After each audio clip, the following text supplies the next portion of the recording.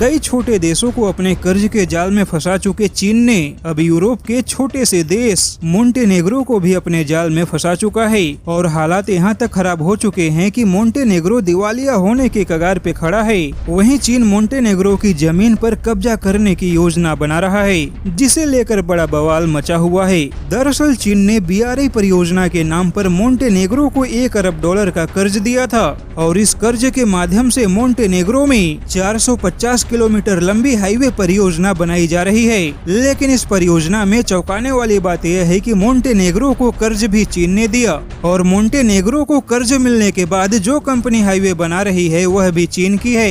यहाँ तक कि हाईवे बनाने के लिए मजदूर भी चीन से ही मंगाए गए, यानी कि सब कुछ चीन के ही कंट्रोल में था।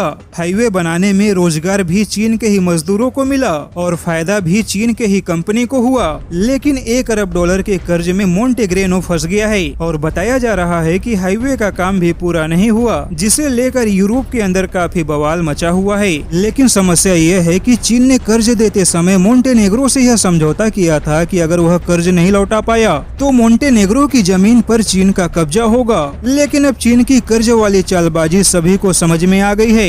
मोंटेनेग्रो ने चीन को जवाब देते हुए कहा है कि जमीन पर कब्जा जमाने जैसा पुराने सरकार का समझौता बेतुका है और मोंटेनेग्रो की नई सरकार चीन के ऐसे घटिया समझौते को नहीं मानती और चीन के साथ किए गए पुराने समझौते किसी भी लॉजिक से बाहर है और मोंटेनेग्रो चीन को जमीन हथियाने की इजाजत नहीं देगा। हालांकि मोंटेनेग्रो भले ही छोटा सा देश क्यों न हो, लेकिन बाकी यूरोपीय यूनियन के देश भी चीन को मोंटेनेग्रो की जमीन हथियाने की मंजूरी नहीं देंगे, क्योंकि चीन के खतरे को बाकी यूरोपीय यूनियन के देश भी अच्छे से जानते हैं। ऐसे में कहीं न कहीं यूरोप और चीन के बीच एक नया बवाल होना तय माना जा रहा है।